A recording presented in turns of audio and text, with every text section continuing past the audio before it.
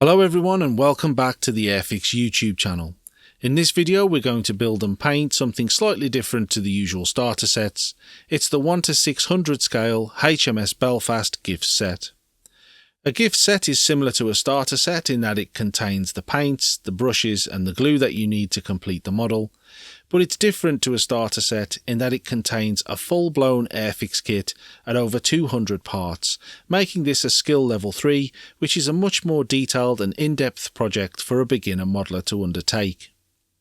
On the back of the box you'll find information pertaining to the HMS Belfast service life and a picture of the finished model with the included cardboard display stand.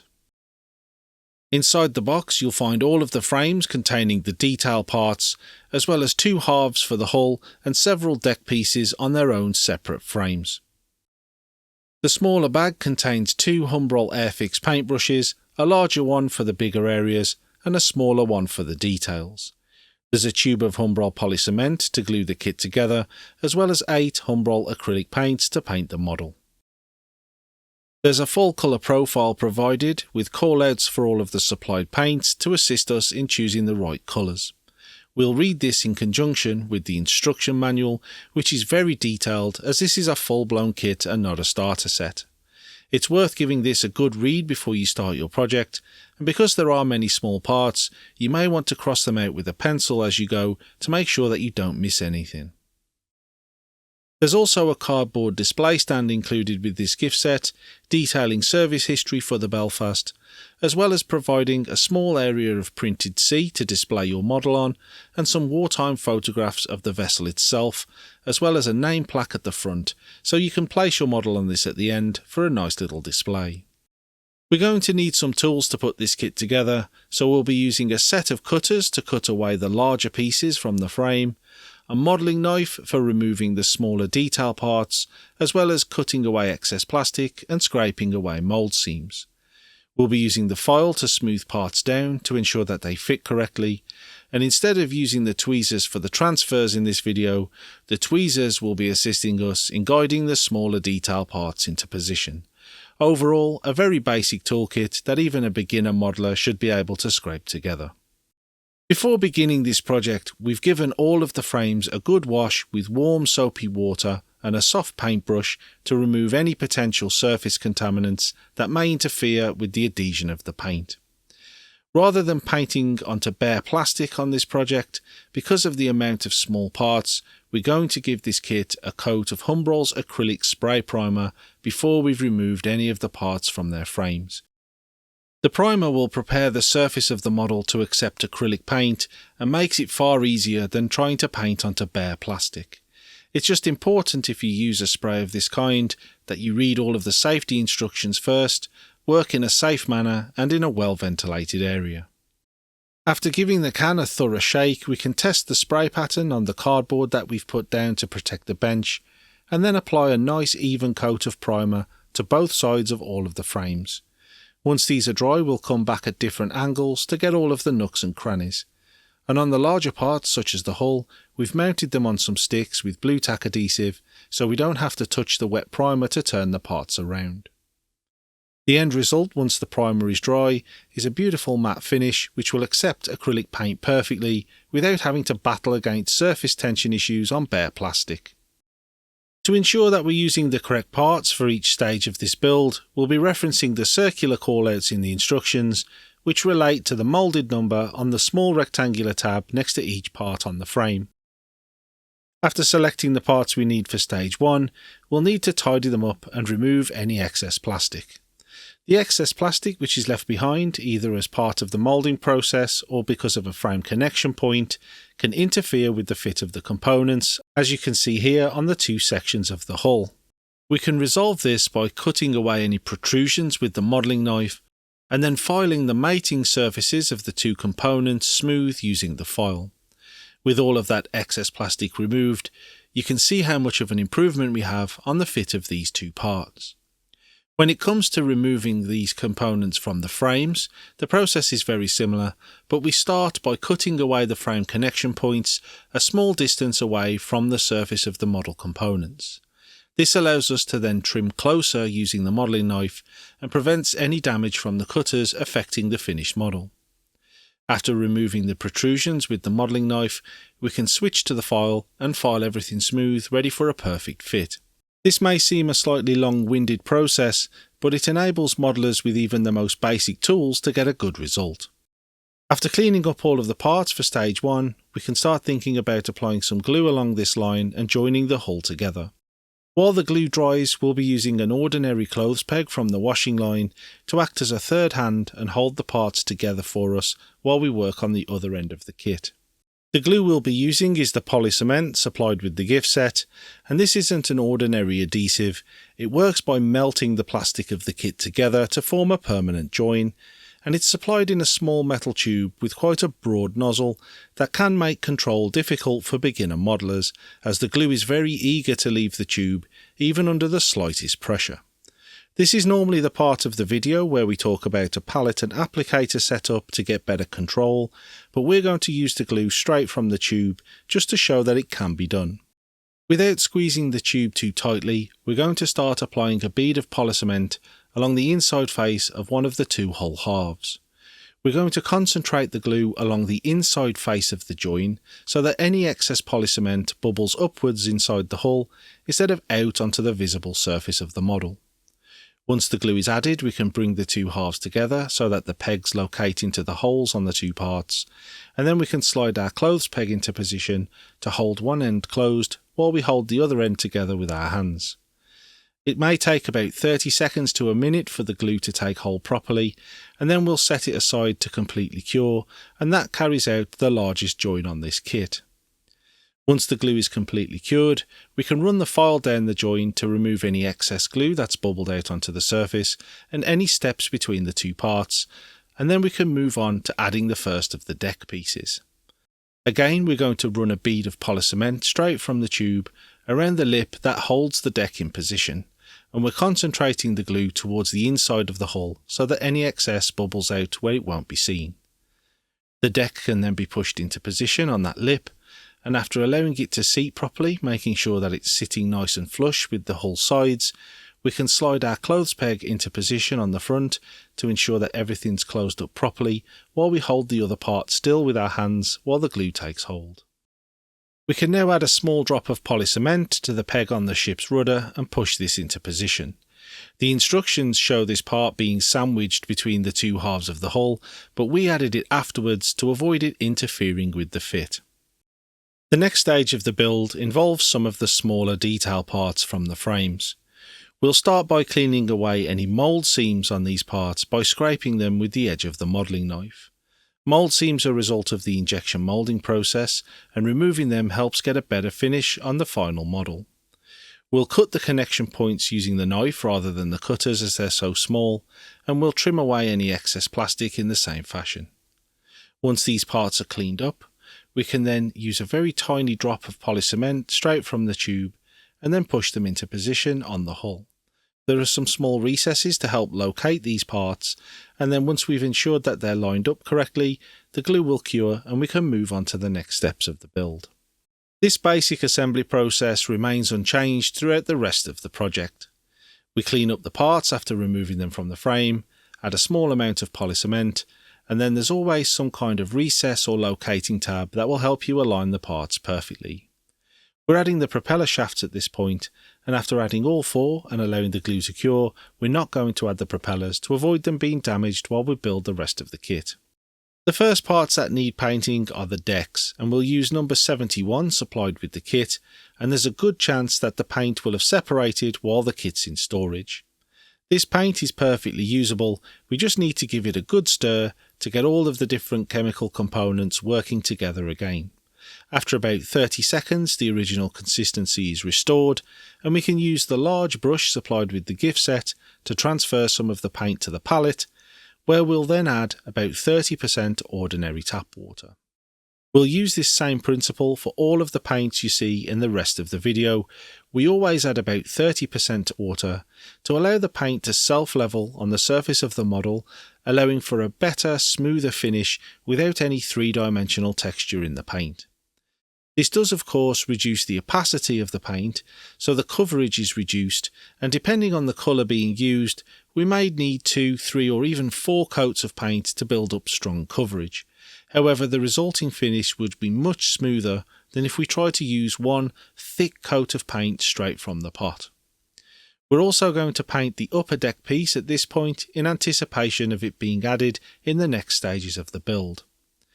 It's essential that you allow the paint to dry fully in between layers, as we don't want to drag any of the half-dried paint underneath, creating three-dimensional texture.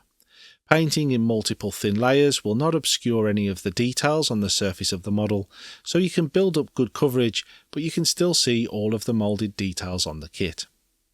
You can see that adding that second layer of paint over the top of the first is helping to build up a stronger coverage of the paint colour.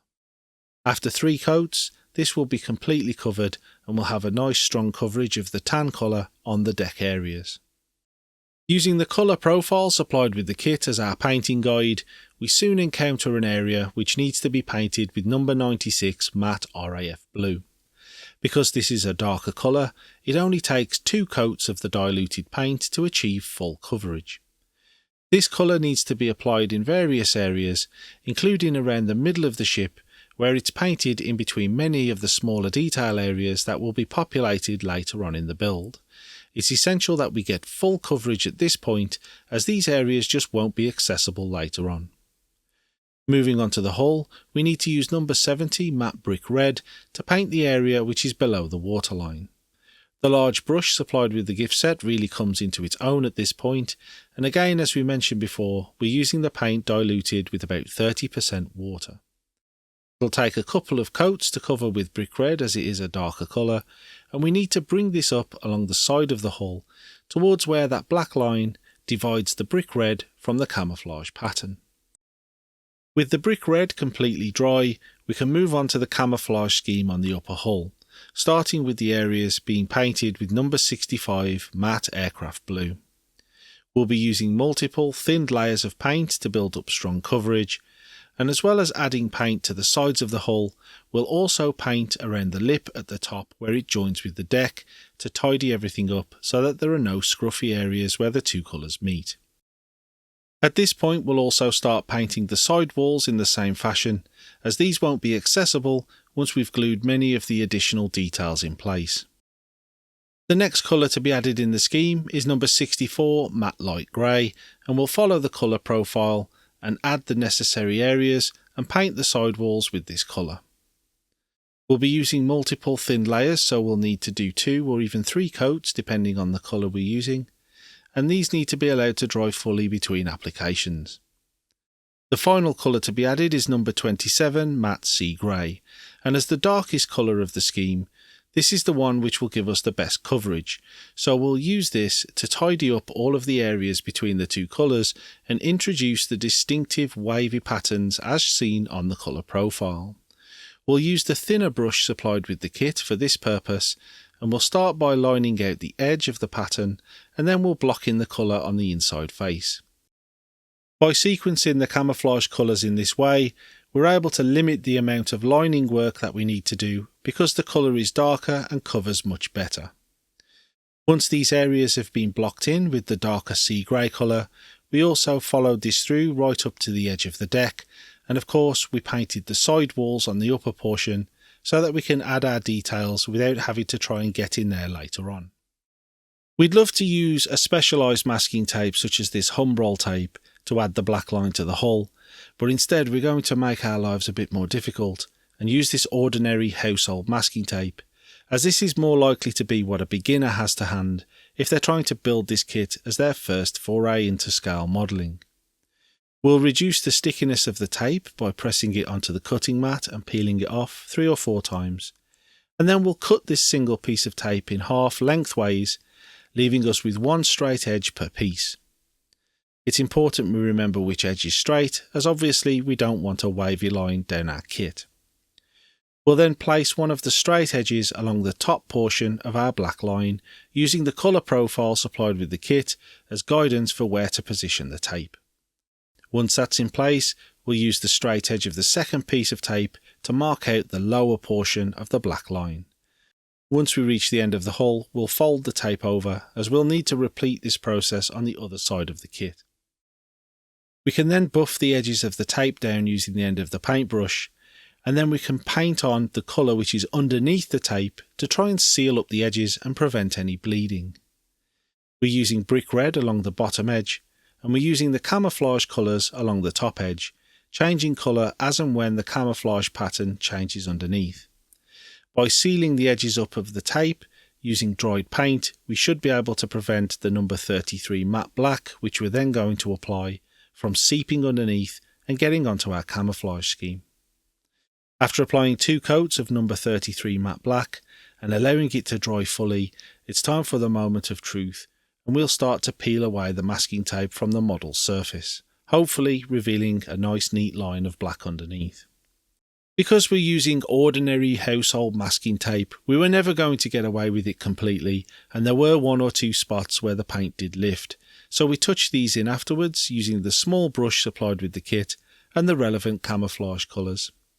Once that process was complete, we had our black line on both sides of the hull, and we could proceed with the main body of the build, which involved many small detail parts, most of which were painted while they were still attached to the frame for ease of handling.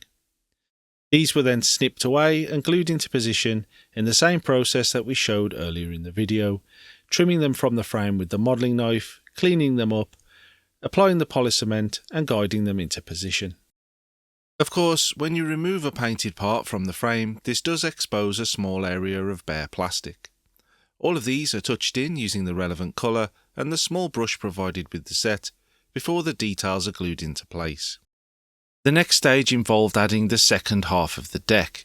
We repeated the same gluing process that we showed earlier in the video, concentrating the polycement towards the inside of the join so that any excess doesn't bubble out and become visible on the outside of the model. The deck section was then guided into position on the lip around the hull, and the locating peg in the central section was pushed into place and the parts held until the glue dried. The details on the deck were then painted using the colour profile supplied with the kit as our colour guide. It's important that we get this section done now, as we're going to be adding a lot of detail which will make this area inaccessible later on. We then slipped into a rhythm of processing the many smaller parts on this kit in large batches, painting them on the frame, removing them with the knife, cleaning them up and then guiding them into position. Because of the small size of the detail parts, we're using tweezers to hold them while we apply the polycement and push them into place. This is mainly due to the fact that we're filming the build, and otherwise you just wouldn't see what was going on the surface of the model. The use of tweezers for these detail parts isn't a requirement, and if you feel more comfortable using your hands, then that's absolutely fine. Along the way, we marked off the parts on the instruction manual using a pencil to keep track of our progress and make sure that we didn't miss any of the components.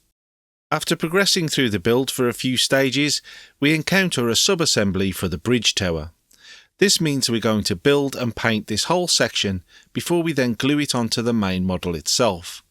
We used all of the same processes that we've shown so far in the video to remove the parts from the frame, clean them up and glue them together with polycement before we switched to using the paints diluted with ordinary tap water to paint this sub-assembly completely. We also need to add the camouflage scheme at this point, so we carefully followed the colour profile supplied with the set to get the camouflage colours in all the right areas. Once all of the parts were added and painted to the bridge tower, we applied polycement along the inside of the assembly and pushed it into position on the main model. We left the radar aerials off the build at this point, as they're quite fragile and we didn't want to damage them while we were adding all of the detail to the deck area. The walrus was assembled, painted and glued into position, being aligned before the polycement dried fully. We then had a nice rhythm to get into, adding all of the detail parts to the deck. There are numerous tender boats, cranes and other assemblies that need to be glued into position, all of which simply slot into the relevant locating holes on the deck itself.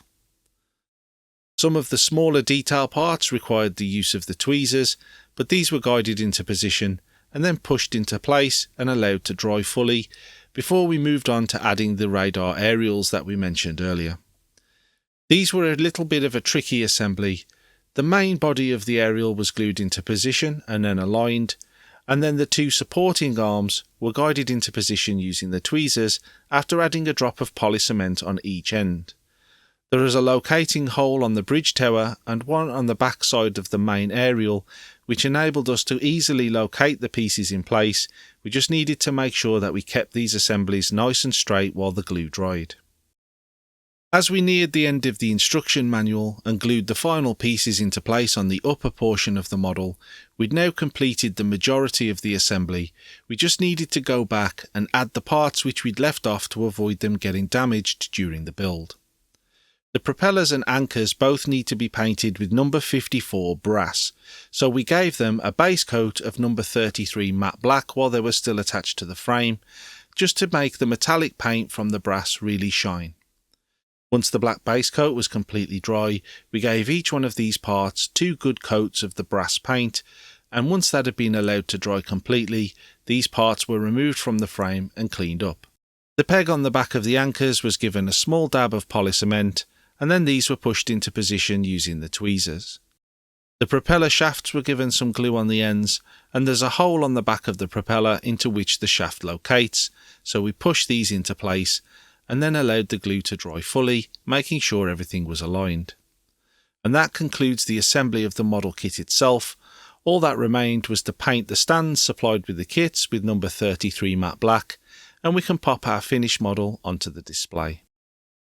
Here you can see our completed Airfix HMS Belfast gift set, put together with only the contents of the box, a few basic tools and some household materials. Because of the nature of this ship being a floating museum, there's a good chance that many people undertaking this kit picked up the model on their way out of the museum, and it may well be their first entry into the world of scale modelling. We wanted to show in this video that just using this basic array of tools and processes, you can get a great result straight from the box.